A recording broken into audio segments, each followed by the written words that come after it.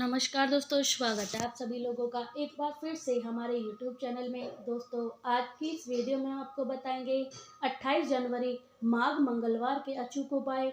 एक मंगलवार दीपक चुपचाप लौंग के साथ जला देना, पूरी परिवार आपका रहेगा खुश। जानिए संपूर्ण जानकारी, वीडियो को पूरा जरूर देखिएगा। दोस्तों, आगे बढ़ने से पहले हम आपसे रिक्वेस्ट करते हैं कि अगर आपने हमारे वीडियो को अभी तक लाइक नहीं किया है तो वीडियो को लाइक करिएगा, दोस्तों को शेयर जरूर करिएगा, कमेंट बॉक्स में जय श्री हनुमान जरूर लिखिएगा। श्री शिवाय नमस्तुते। हम सबको पता है कि आज है 28 जनवरी यानी कि माघ मास के मंगलवार का बहुत ही प्यारा सा दिन।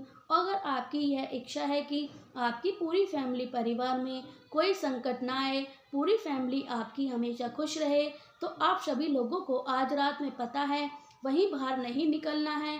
बस आपको यह उपाय सुबह नहीं करना है। आज रात में मंगलवार दीपक चुपचाप लौंग के साथ में अगर आपने अपने घर में लगा दिया तो बजरंगबली की कृपा से आपके पूरे परिवार के ऊपर हमेशा बनी रहेगी। ठीक है ना। बहुत ही अलग सा तरीका बताने जा रही हूँ, वीडियो को पूरा जरूर देखिएगा। सबसे पहले आपको बता देती हूँ कि यह उपाय आपको कहाँ पर करना है। अपने घर पर करना है, ठीक है। और कब करना है, आप प्रदोष काल के बाद में कभी भी रात में आप इस उपाय को अपने घर पर जला सकते हैं, दीपक वाला उपाय कर सकते हैं। और समय की कोई पाबंदी नहीं है, शाम को नहीं, ठीक है ना। अब देखो, हमने बताया है कि आपको क्या करना है। दीपक को लगाना है। दीपक कौन सा, कोशिश करिएगा मंगलवार का यह छोटा सा दीपक आपको आटे का बनाना है। कौन सा बनाओगे, आटे का। लेकिन अगर आप मान लेते हैं कि आटे का बनाने में आपको तकलीफ होती है तो आप मिट्टी का भी दिया कर सकते हैं। बजरंगबली के पास में रख देना है, ठीक है ना। अब यहाँ पर दीपक रख दिया। दीपक के अंदर आप सभी को गोल बत्ती का लगाना है। गोल बत्ती क्यों लगानी है, अगर जिसको पता है कि हम गोल बत्ती यहाँ पर क्यों लगाएंगे, नीचे कमेंट सेक्शन में बता देना, ठीक है ना। गोल बत्ती लगा दी। अब यह दीपक के अंदर डालोगे क्या। अब हम लोग जब कोई विशेष स्थिति में दीपक लगाते हैं, घी का लगाते हैं, लेकिन हम मंगलवार के दिन शाम को बजरंग बली के सामने दीपक को लगाते हैं। तो इस दीपक के नीचे क्या डालना होता है, आप सभी लोगों को सरसों का तेल डालना चाहिए, ठीक है ना। डाल दिया। अब लोग इस दीपक को क्या करेंगे, प्रज्वलित करेंगे। कहाँ पर, ध्यान रखिएगा, हमारे घर की जब गति रुक जाती है तब हमारे जीवन में तकलीफ आती है, समस्या आती है। इसलिए आप सभी लोगों को इस दीपक के किसके नाम से जलाना है, गतिमान भगवान के नाम से इस दीपक को प्रज्वलित करना है।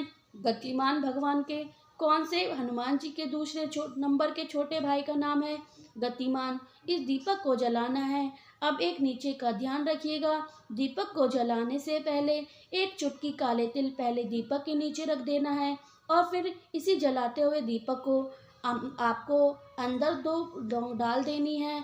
और अपने परिवार की तकलीफ, उनकी समस्या के निवारण के लिए यकीन मानिए, अगर आप इस उपाय को आपने आज रात मंगलवार के दिन करके देखिएगा तो कर लिया तो कोई भी समस्या, कोई भी तकलीफ आपके घर परिवार में ऊपर नहीं आएगी। पूरी फैमिली आपकी हमेशा खुश रहेगी, ठीक है ना। करिएगा ज़रूर। आगे बढ़ते हैं। अब इस वीडियो में हम अपने दूसरे उपाय की तरफ, जो कि मंगलवार का बहुत ही फेमस सा उपाय है, यह आप सभी लोगों को करना है। देखिए, मान लीजिए कि आपके घर में कोई ऐसा इंसान है जो रोग प्रवृत्ति का है, मतलब हर परेशान, हर हफ्ते डॉक्टर के पास जाना है, सारे पैसे आपके दवाई में जा रहे हैं, डॉक्टर उनका इलाज नहीं कर पा रहे हैं, बहुत दिनों से परेशान हैं। तो क्या करना है, आपको लेना होगा इस प्रकार से लाल चंदन। इस उपाय को जो भी हम अब किसके नाम से करना है, गतिमान भगवान के नाम से करना है। आप करें ना तो उपाय गतिमान भगवान के नाम से, लेकिन लेना होगा आपको एक बेलपत्र। यहाँ पर थोड़ा सा तरीका समझ लीजिएगा, आपके पास में थोड़ा सा चावल का दाना होना चाहिए। इस चीज़ का भी ध्यान रखिएगा, चावल का दाना कहीं से खंडित ना हो, टूटा हुआ ना हो। आप सबसे पहला काम करके कुंडकेश्वर महादेव का स्मरण करेंगे। जो लाल चंदन आपके पास में है, उस चंदन को बेलपत्र के बड़े वाले पत्ते पर लगाओगे। ध्यान रखिएगा, जो लाल चंदन मैंने आपको बताया है वह सूखा नहीं होना चाहिए। उस लाल चंदन को किसी भी छोटी सी कटोरी में डाल करके उसे गाढ़ा या पेस्ट बना लेना है, ठीक है ना। फिर लाल चंदन को आप अप्लाई करेंगे। जब लाल चंदन को लगाओगे तो किसका स्मरण करोगे?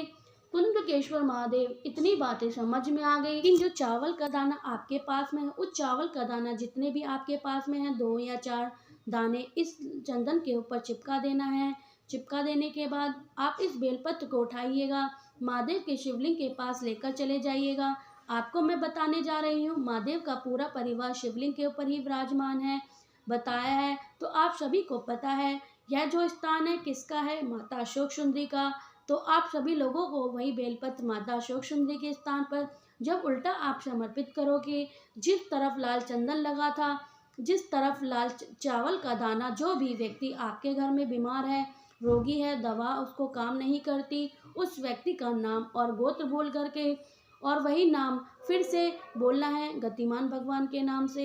इस बेलपत्र को यहाँ पर समर्पित करिएगा। फिर आपकी इच्छा हो तो 1 लोटा जल महादेव के शिवलिंग के ऊपर चढ़ा सकते हैं। देखिए, जो ऐसे कमेंट्स भी आते हैं कि हमारे पास तो कोई प्रकार का कुछ भी नहीं है, मतलब कहने का है उनके पास शिवलिंग ही नहीं है, तो इस उपाय को आप कर सकते हैं। देखिए, सबसे पहली बात, आप लोगों को अगर हिंदू धर्म में, सनातन धर्म में है तो आपके घर में शिवलिंग होना अनिवार्य है। अगर शिवलिंग नहीं है तो मार्केट जाओ, वहाँ से शिवलिंग लेकर आओ। अगर यह वाली शिवलिंग जो मैंने आपको बताया है घर में रखना चाहते हैं तो आप भी कर सकते हैं, मार्केट से ले सकते हैं, कोई दिक्कत वाली बात नहीं है। अब इस वीडियो में हम अपने तीसरे उपाय की तरफ, जो आप सभी को करना है, किसके लिए? एक चुटकी मात्र काले तिल के साथ। लेकिन कैसे करना है और क्या इसके बेनिफिट हैं, इनकी बातें हम तभी करेंगे जब आप सब लोग कर देंगे वीडियो को लाइक। और जितने भी अभी तक चैनल को सब्सक्राइब नहीं किया है, जो मेरी आवाज़ पहली बार सुन रहे हैं, चैनल को जरूर सब्सक्राइब करिएगा। आगे बढ़ते हैं। अब यहाँ पर सभी लोग इस उपाय के लिए हमें चाहिए, घर में आपके पास बहुत ज़्यादा संकट रहता है, बहुत ज़्यादा कष्ट रहता है, तो आप इस कष्ट से छुटकारा पा नहीं पा रहे हैं, तो 1 चुटकी काले तिल लीजिएगा। साथ ही साथ 1 बेलपत्र लेने हैं। बेलपत्र कहीं से कटा फिटा ना हो। जो काला तिल लिया उस बेलपत्र लिया है, इसे लेकर के महादेव के शिवलिंग के पास जाओ। अब हर एक उपाय का अलग ही वह अपना तरीका है। महादेव की शिवलिंग के पास पहुंच करके सबसे पहले काम करना है, आपको 1 लोटा जल लेना है। पहला काम, 1 लोटा जल चढ़ा दो। चढ़ाने के बाद में अपने हाथों से शिवलिंग को अच्छे से पोंछो। अब आपको एक नाम इस बार बोलना है, वही नाम मैं आपको बता रही हूँ, ध्यान से सुनिएगा। किसका नाम? बालाजी। कौन सा नाम?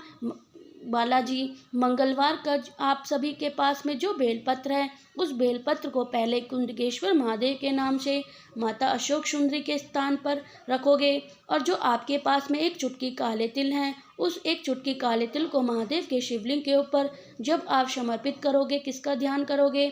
बालाजी का स्मरण करते हुए, आपके जीवन की जो भी कष्ट हैं उनके निवारण के लिए प्रार्थना करते हुए अगर आप समर्पित कर देते हो तो आज आपके घर में कभी भी कोई भी संकट परेशान नहीं करेगा, ठीक है ना। करिएगा जरूर। 3 उपाय हमने बात कर ली। सबसे आखिरी और बहुत ज़्यादा छोटे से उपाय की हम लोग बात करने जा रहे हैं, जो आपको करना होगा मात्र 1 लोटे जल के। जैसे मान लीजिए आपके घर में कोई इंसान है जो बहुत ज़्यादा क्रोध करता है, बहुत ज़्यादा गुस्सा करता है। आप वहाँ पर घर में कोई ऐसा इंसान है जो किसी भी प्रकार को लेकर नशा करता है, तो आप इस उपाय को करिएगा। इसके लिए सबसे पहले आपको तांबे का लोटा लेना है, उसके अंदर जल भरना है। जल के अंदर आपको 5 लौंग डालने हैं। क्या डालोगे? 5 लौंग। फिर आप इस कलश को उठा करके ध्यान रखिएगा, जो लौंग का इस्तेमाल आप कर रहे हैं उस लौंग में फूल लगे होने चाहिए, फूल टूटा हुआ नहीं होना चाहिए। और इस चीज़ का ध्यान रखिएगा, आपके घर में बजरंगबली की फ़ोटो होनी चाहिए, मूर्ति होनी चाहिए, प्रतिमा होनी चाहिए। सबसे पहले काम करिएगा, आप उस कलश को बजरंगबली के पास में रखिएगा। पूरी मंगलवार की रात बजरंगबली के पास में रख देना। अगले दिन सुबह उठकर बुधवार को इस कलश को उठाना है, इसको जल को छान लेना है, लौंग को किसी पेड़ के नीचे फेंक देना है और इस लौंग को जल जो होगा, जो व्यक्ति क्रोध करता है, गुस्सा करता है, बजरंग बली के नाम से आपको पिलाना स्टार्ट कर देता है, तो इस इंसान की जो भी खराब आदतें होंगी वह सुधर जाएंगी। बस एक चीज़ का ध्यान रखिएगा, कलश को रखते टाइम बजरंग बली की प्रार्थना जरूर करना है कि हमारे घर में यह व्यक्ति क्रोध आता है इसको, या फिर यह व्यक्ति नशा करता है, बजरंग बली आप सब ठीक कर दें, ऐसी प्रार्थना करिएगा।